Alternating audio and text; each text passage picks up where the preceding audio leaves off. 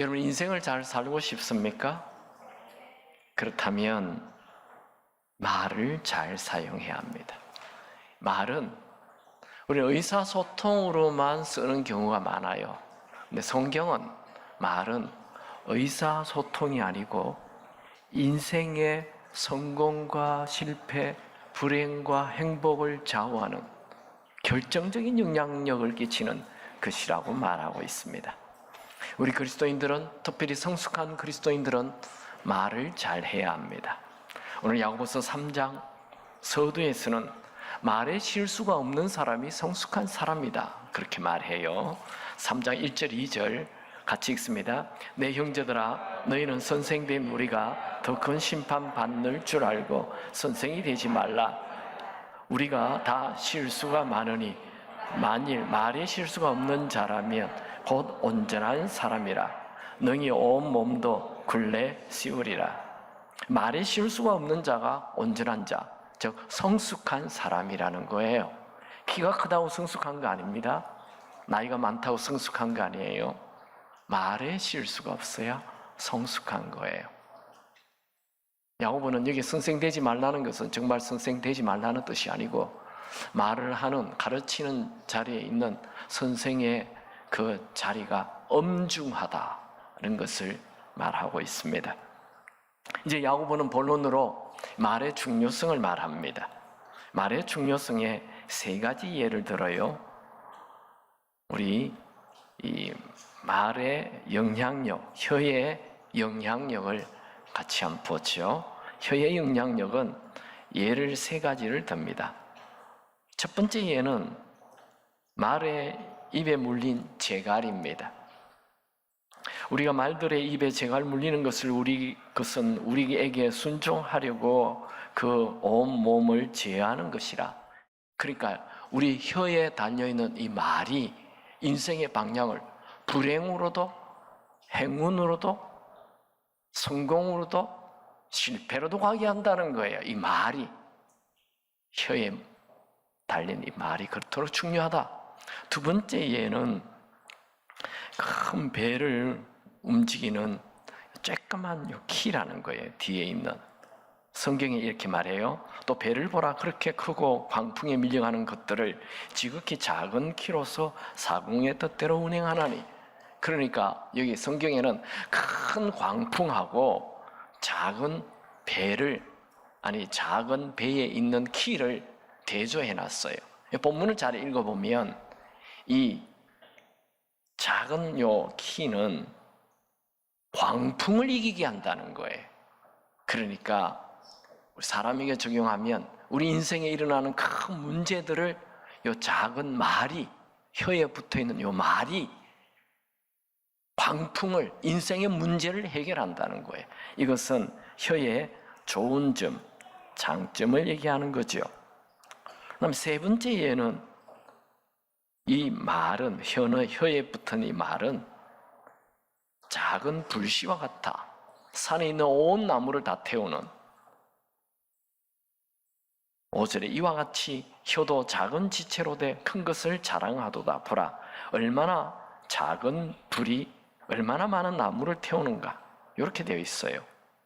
그러니까 여러분의 성경책 5절에는 여기 보면 이와 같이 혀도 작은 지체로 돼 큰 것을 자랑하도다. 요 큰 것을에다가 큰 역할을 자랑하다, 이렇게 써놓으면 다음에 읽을 때 더 도움이 돼요. 작은 불씨 하나가 온 산에 있는 나무를 다 태우듯 작은 혀가 모든 사람의 미래를 완전히 망하게 할 수 있다는 겁니다. 이것은 혀의 단점을 얘기하는 것입니다. 단점. 지금 야고보는 굉장히 논리적으로 얘기를 해요. 첫 번째, 말의 입에 물린 재갈의 역할을 한다. 이것은 오른쪽, 왼쪽을 결정한다. 그렇게 얘기하고, 배에 붙어있는 이 작은 키와 같다. 이것은 광풍을 이긴다. 장점을 얘기하는 거예요. 광풍을 이기게 하는 장점이죠. 근데 또 작은 불씨가 온 산을 다 태운다. 이것은 혀의 단점을 얘기하는 거예요. 그러니까 혀는 좋은 역할도 하고 나쁜 역할도 하는 것입니다. 그러면서 6절에는 이제 이 단점에 대하여 조금 더 확대 설명을 해요. 6절을 같이 읽어볼까요? 다 같이 읽습니다. 혀는 곧 불이요 불의의 세계라. 혀는 우리 지체 중에서 온몸을 더럽히고 삶의 수레바퀴를 불사르려나니 그 사르는 것이 지옥불에서 나느니라. 이 부정적인 말은, 부정적인 혀는 온몸을 더럽히고 삶의 수레바퀴 자체를 다 태워버리고 내일을 향해 나아갈 수 있는 힘을 잃어버리게 만드는 악한 거라는 거예요. 그리고 이 악한 것은 지옥에서 나왔다. 이 좀 과격한 표현이죠. 그만큼 부정적인 말은 인생을 지옥에 넣어버리는 그런 위험한 것이라는 거예요. 우리는 이런 야고보서의 편지를 읽으면서 부정적인 말, 원망의 말, 불평의 말, 악한 말은 아예 입 밖에 내면 안 되는구나. 이걸 머리 안에 각인해야 합니다. 여러분, 우리는 지금까지 6절까지 혀의 영향력, 혀의 힘을 보았습니다. 이런 큰 영향력을 끼치는 혀의 힘에 대해서 성경의 한 사건을 예를 들어보겠습니다. 모세는 출애굽에서 이스라엘 백성들을 광야에 이끌고 가서 이제 가나안 땅에 들어가기 직전에 12명의 정탐꾼들을 먼저 가나안 땅에 한번 보내요. 그래서 12명이 40일 동안 그 땅을 정탐하고 돌아와서 보고를 합니다. 여호수아 갈렙 2명은 긍정적인 보고를 해요. 우리는 그들과 싸워서 능히 이긴다. 민수기 13장 30절 같이 읽어볼까요? 갈렙이 모세 앞에서 백성을 조용하게 하고 이르되 우리가 곧 올라가서 그 땅을 취하자 능히 이기리라. 참 이 좋은 보고를 했어요. 긍정의 보고를 했어요. 그 가나안 땅 능히 싸워서 이긴다. 이런 말을 했어요. 그런데 나머지 10명은 전혀 다른 보고를 합니다. 부정적인 보고를 해요. 악평을 합니다. 31절에서 32절 같이 읽을까요? 그와 함께 올라갔던 사람들은 이르되 우리가 능히 올라가서 그 백성을 치지 못하리라. 그들은 우리보다 강하니라 하고 이스라엘 자손 앞에서 그 정탐한 땅을 악평하여 이르되 우리가 두루다니며 정탐한 땅은 그 거주민을 삼키는 땅이요 거기서 본 모든 백성은 신장이 장대한 자들이며. 그러니까 이스라엘 백성들은 조금 전에 이 여호수아 갈렙이 얘기한 긍정의 보고 그거는 듣지 않아요. 능히 이긴다 이 말을 안 들어요. 10명의 보고 그 땅을 악평하고 그 사람들 키가 크고 이런 나쁜 보고를 받아들여요. 그런데 그 다음에는 하나님을 향해 원망해요. 모세를 향해 원망해요. 우리 차라리 광야에서 죽었으면 좋겠다 이런 말을 합니다. 민수기 14장 2절 3절 민수기 14장 1절 그 얘기를 듣고 그들은 막 절망부터합니다. 읽을까요? 온 회중이 소리를 높여 부르짖으며 백성이 밤새도록 통곡하였더라. 그 다음 이제 모세와 하나님을 향해 원망해요. 2절 3절 시작. 이스라엘 자손이 다 모세와 아론을 원망하여 온 회중이 그들에게 이르되 우리가 애굽 땅에서 죽었거나 이 광야에서 죽었으면 좋았을 것을 어찌하여 여호와가 우리를 그 땅으로 인도하여 칼에 쓰러지려 하는가? 우리 처자가 사로잡히리니 애굽으로 돌아가는 것이 낫지 아니하랴. 그런데 하나님은 이들의 원망의 얘기를 듣고 너희들이 말한 그것대로 내가 들은 대로 너희들에게 해주겠다. 이런 아주 무서운 말씀을 하십니다. 우리 민수기 14장 27절 28절도 있습니다.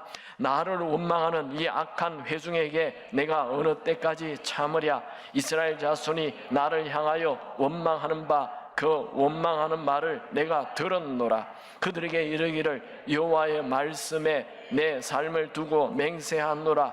너희 말이 내 귀에 들린 대로 내가 너희에게 행하리니. 네가 말한 대로 내가 해주겠다 이거예요. 야, 이거 정말 무섭습니다. 정말 하나님은 이제 재앙을 내려요.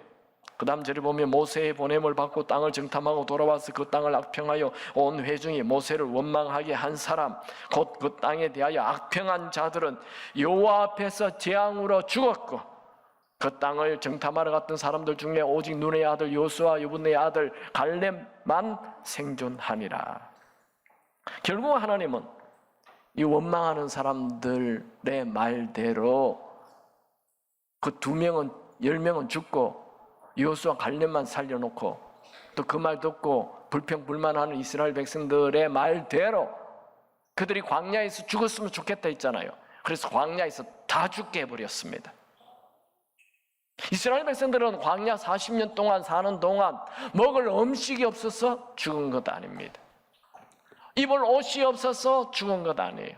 돈이 없어서 죽은 것 아니에요. 싸워서 죽은 것 아니에요. 불평, 불만해서 광야에서 죽은 거예요. 이것은 결국 말이 얼마나 중요한지, 능히 그들과 싸워서 이기리라 말한 그 2명만 그들이 돈이 많았거나 실력이 많았어가 아닙니다. 여러분, 우리는 평생 살면서 안 된다, 못한다, 죽겠다 이런 말 절대로 하면 안 됩니다. 여러분, 하나님께서 우리를 이 땅에 보내시면 우리로 하여금 망하게 하려고 보내신 것 아닙니다. 여러분, 우리가 아무리 광야 같은 험지에 있다 해도 돈이나 실력이나 건강이 문제가 아닙니다. 문제는 우리의 입술의 말입니다. 부정적인 말이 아니라 믿음의 말을 하는 자가 반드시 가나안 땅, 비전의 땅을 차지하게 될 것입니다. 여러분, 아무리 어려워도 부정의 말을 하지 마시고 믿음의 말을 하시고 살리는 말을 하시기 바랍니다. 성경 잠언에서는 죽고 사는 것이 뭐에 달렸다? 혀에 달렸다. 같이 암송 구절이죠. 시작. 죽고 사는 것이 혀의 힘에 달렸나니 혀를 쓰기 좋아하는 자는 혀의 열매를 먹으리라. 그 앞절 말씀도 잠언 18장 20절 있습니다. 사람은 입에서 나오는 열매로 말미암아 배부르게 되나니 곧 그의 입술에 나는 것으로 말미암아 만족하게 되느니라. 여러분, 사람은 말하는 대로 그 말의 열매를 먹는다라는 말씀 기억하십시오. 우리는 이 말을 그저 의사소통에만 자꾸 사용하려고 해요. 아니요, 말에는 엄청난 파워, 힘이 있습니다. 그러니까 말은 내 인생을 오른쪽으로도 왼쪽으로도 살릴 수도 있고 죽일 수도 있는 거예요. 말은 씨앗과 같습니다. 이 씨앗을 뿌리는 대로 열매를 맺는 거죠. 부정적인 말을 하는 사람은 부정적인 열매를 맺게 되어 있고, 긍정적인 말을 하는 사람은 긍정의 열매를 맺게 되어 있고, 이기는 말을 하는 사람은 이기는 인생 살게 되어 있고, 패배의 말을 하는 사람은 패배의 인생을 살게 되어 있는 것입니다. 말을 바꾸면 인생이 바뀌고 운명이 바뀝니다. 우리 지금 계속 야고보서를 보고 있습니다. 야고보서 앞부분 말의 영향력을 봤어요. 이제 두 번째, 이 혀는, 말은 쉽게 안 바뀐다, 그렇게 말합니다. 야고보서 3장 7절 8절 같이 읽겠습니다. 여러 종류의 짐승의 새와 벌레와 바다의 생물은 다 사람이 길들일 수 있고 길들여 왔거니와 혀는 능히 길들일 사람이 없나니 쉬지 아니하는 악이요 죽이는 독이 가득한 것이라. 예수님은 이 말은 마음을 바꿔야 된다 말하십니다. 말은 마음에서 나오기 때문이지요. 예수님 말씀이에요. 마태복음 12장 34절 35절 독사의 자식들아, 너희는 악하니 어떻게 선한 말을 할 수 있겠느냐? 이는 마음에 가득한 것을 입으로 말함이라.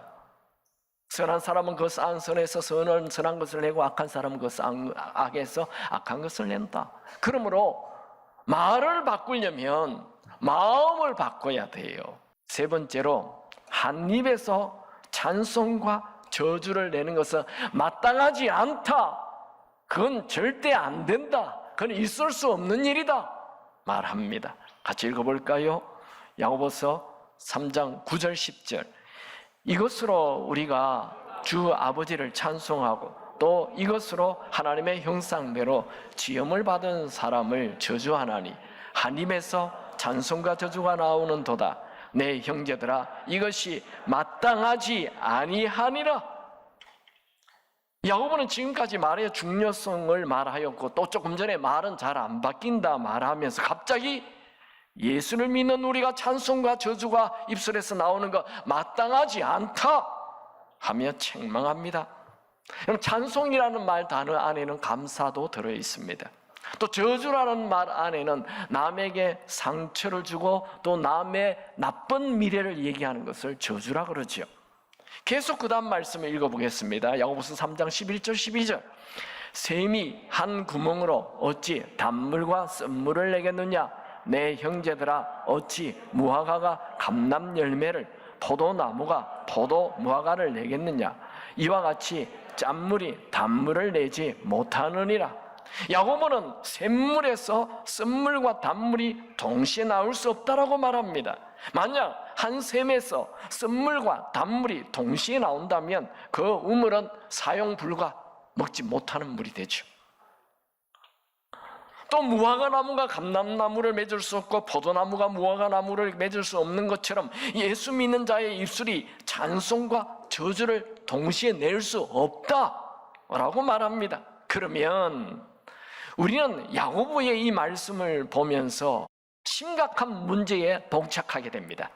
그것은 무화과나무에서 감람열무를 맺을 수 없는 것은 너무나 분명한 자연의 법칙입니다.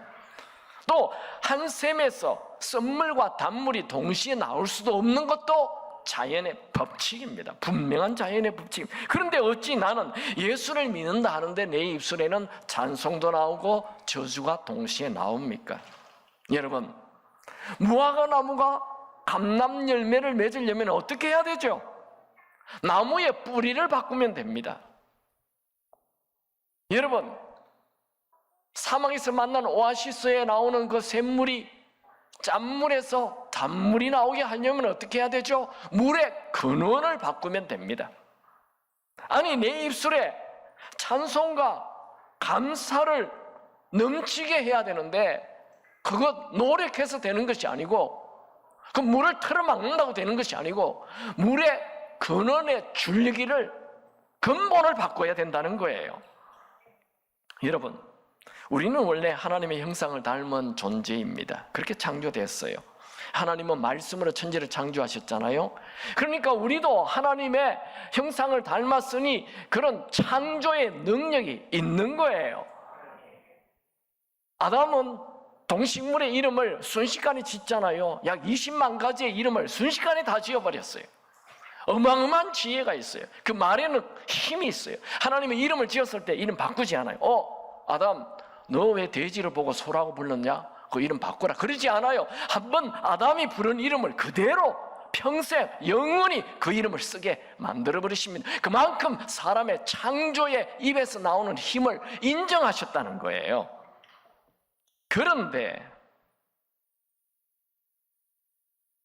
아담과 하와는 그런 어마어마한 능력이 있음에도 불구하고 하나님의 말씀을 거역하여 하나님과 분리되어 버립니다. 하나님으로부터 독립해서 떨어져 나가 버립니다. 조금 전에 하나님과 함께 할 때는 어마어마한 지혜가 있었어요. 어마어마한 말의 능력이 있었어요. 근데 하나님하고 분리되니까 그렇게 사랑하는 아내를 향하여 당신 때문이라고 하면서 공격을 하고 하나님이 주신 여자가 아니냐 하면서 또 하나님을 향해 원망하고 사람이 달라져 버렸어요. 조금 전에는 창조의 입이었는데 지금은 불평의 입, 원망의 입이 되어버렸어요. 누가 그래 만들었습니까? 사탄의 역사였죠. 그는 하나님으로부터 분리가 되자 그의 입술에 불안, 두려움, 걱정, 염려, 사랑 부족의 언어들이 터져나왔습니다. 여러분, 우리가 기억해야 하는 것은 우리가 예수를 주인으로 모시는 순간 다시 하나님과 하나가 되는 것입니다. 그래서 또다시 우리는 예수를 주인으로 모시는 순간 우리의 근원이 바뀌는 것입니다. 예수님이 내 안에 들어오지 아니하면 아담처럼 부정적인 말을 하고 걱정의 말을 하고 염려의 말을 하고 독설, 저주가 튀어나오는데 예수를 주인으로 모시는 순간 우리는 근본적으로 마음이 새롭게 바뀌는 것입니다. 누구든지 그리스도 안에 있으면 새로운 피조물이라. 우리는 다시 근본적으로 축복의 말을 하는 사람으로 바뀐 것입니다. 마음을 바꾸는 최고의 방법은 예수를 매 순간순간 주인으로 모시고 사는 거예요. 여러분, 우리의 입술에서 나오는 말에는 엄청난 힘이 있습니다. 사탄은 이것을 알기 때문에 사람에게 두려움과 불안을 주어 창조의 말을 하지 못하게 하고 부정의 말을 하게 하는 것입니다. 여러분, 속지 마십시오. 우리는 근본적으로 쓴물이나 짠물을 내는 샘물이 아니라 단물을 내는 사람을 살리는 입술입니다. 우리가 진짜 성숙한 그리스도인이 되려면 말을 바꿔야 합니다. 말, 무엇보다도. 첫 번째로, 성숙한 그리스도인들은 저주의 말 대신 감사와 찬송의 말을 해야 합니다. 저주는 남에게 상처를 주는 것이고 미래에 대해서 악평을 하는 거죠. 저주는 남에게도 하지만 자기 자신에게도 합니다. 여러분, 우리는 남에게 상처를 주는 존재가 아닙니다. 또 내가 힘든 일을 만났다 해서 내 미래에 대해서 악평을 하면 안 됩니다. 오히려 찬송을 해야 합니다. 찬송은 산 꼭대기 위에서만 하는 것이 아니고 그 깊은 사망의 음침한 골짜기를 다닐 때도 찬송을 해야 하는 것입니다. 베드로는 말합니다. 좋은 날 보기를 원한다면 악한 말을 멈추라고. 베드로전서 3장 10절, 그러므로 생명을 사랑하고 좋은 날 보기를 원하는 자는 혀를 금하여 악한 말을 그치며 그 입술로 거짓을 말하지 말고. 여러분, 우리 하나님은 불평과 원망을 싫어하십니다. 무슨 일을 만나든지 감사와 찬양을 하십시오. 이것은 하나님을 믿는 믿음을 가질 때만 할 수 있는 것입니다. 여러분, 어떤 상황에서도 찬송과 기쁨을 빼앗기지 마십시오. 오늘을 가장 잘 살 수 있는 방법은 찬양하고 감사하는 것입니다. 하루라도 얼굴을 찡그리고 불평하고 원망하며 살기에는 인생이 너무 짧습니다. 여러분, 우리의 입술에 저주를 말하면 저주가 오고 감사를 말하면 더 큰 감사가 옵니다. 여러분, 우리의 입술에는 창조의 능력이 있음을 믿지 마십시오. 여러분, 매일 매 순간 하나님을 기뻐하십시오. 그리하면 하나님께서 우리의 소원을 이루어 주십니다. 그게 원래 우리 교회 슬로건이잖아요. 여호와를 기뻐하라. 그가 내 마음의 소원을 내게 이루어 주시리로다. 여러분, 평생 찬송하며 살겠다고 결심하시기 바랍니다. 인생이 달라질 것입니다. 두 번째, 성숙한 그리스도인들은 믿음의 말을 해야 합니다. 여러분, 하나님을 찬송하는 것, 그 믿음으로 하는 거죠. 내 삶이 어려운데 무슨 찬송을 합니까? 지금 우리가 야고보서를 읽고 있죠. 야고보서를 읽고 있는 시대적 상황은 로마의 핍박으로 도망자로 숨어 사는 초대 교인들에게 쓴 글이에요. 그들이 가난과 질병과 고난 속에서 어찌 하나님을 찬양합니까? 믿음이죠. 야고보서 1장에는 오직 믿음으로 기도하라고 말씀하였고, 야고보서 2장에는 믿음으로 행동하라고 말씀하였어요. 믿음으로 기도, 믿음으로 행동, 반드시 믿음의 말이 필요합니다. 여러분, 지금 하나님의 살아계심을 믿습니까? 그렇다면 믿음의 말을 하시기 바랍니다. 여러분, 우리가 말을 바꾸면 하나님은 우리의 현실을 바꾸어 주실 것입니다. 분명히 기억하십시오. 우리는 쓴물, 짠물을 내는 자가 아닌 늘 단물을 내는 존재임을 기억하시기 바랍니다. 여러분, 사랑의 말을 하십시오. 비전의 말을 하십시오. 행복의 말을 하십시오. 축복의 말을 하십시오. 이 세상을 누가 집니까? 누가 이깁니까? 말의 힘을 알고 창조의 말을 하는 그 사람이 이 세상을 움직이게 될 것입니다. 여러분이 그런 사람 되기 바랍니다.